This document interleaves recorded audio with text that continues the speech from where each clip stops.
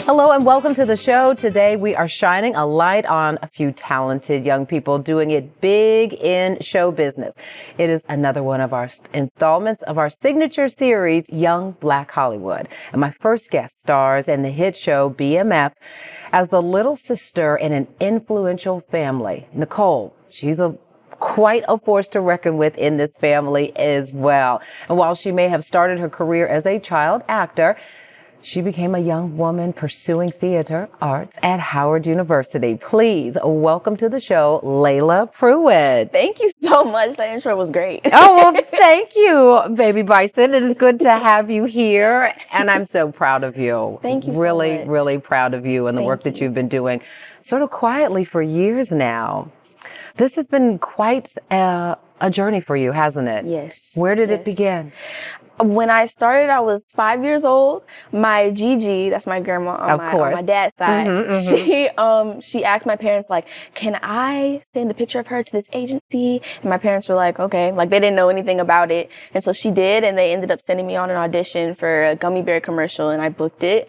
And I just had so much fun on this set. And so we just kind of treated it like an extracurricular ever since then. Wow. Okay. So instead of soccer or cheer, it was acting. It was the extracurricular. What a great way to put it, too. Did that sort of take off the pressure that we hear a lot of child actors and actresses talk about? It did, because it really felt like an extracurricular. Like, it really felt like I would go to school, and then I would, after class, go to an acting class, or I would go home and shoot an audition, or, different things like that, or even just go to my room and watch YouTube videos of different scenes from movies and imitate them. Yeah. So, and that's interesting that you say that. You're watching YouTube. That's because my next question was, so how did you sort of master your craft if you weren't fully immersed, right? You've always been in sort of the traditional school system, right? Yes. So when I turned about 7 years old, that's still pretty young, but when I turned about 7, I booked like a day player role in this movie called Flight with Denzel Washington and Don Cheadle played pilot, but I was just the girl in the elevator.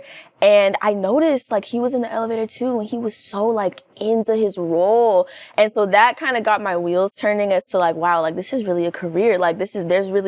You can learn about this. This is a craft, I didn't have the words for that at 7, but that was sort of what started it. And now I'm at Howard and learning about all these different methods and techniques and everything. And that's awesome. Exciting. That I'm curious to hear about the decision to go on to college, right? Because a lot of young actors will go to, LA, go to New York, and just, right out of high school and say, I'm just going to dive right in. Why, for you, was it important to attend the Howard University and go to college? Well, it was always going to be HBCU. I already knew that. Yeah. In terms of why doing college at all, I come from a family where, we can do, we believe it wasn't negotiable, right? Well, not that it wasn't negotiable, but I mean, we just really believed whatever you put your mind to, you can do it. Yeah. So, it's been, there's been some times where I have to make some sacrifices and work a little extra hard, but it really has helped me. And then college in general, just teaching me those life skills and things like that. Of course, we're still looking at this picture of you.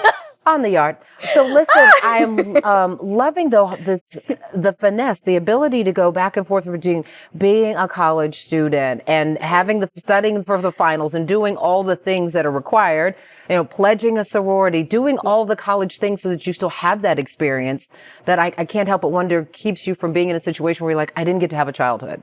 Yeah, no, I all throughout my childhood, I was in public schools. So I had a prom, I had a, homecoming and all of those things. And so I had those sort of social skills. Yeah. And so now I kind of do feel like I'm at a place in my life where it's, it's time for me to start grinding. I'm 20 now, I love it. It's time to start grinding at 20. I love it. You've been grinding the whole time. And I love that there's this perspective of the difference. So your plans after graduation?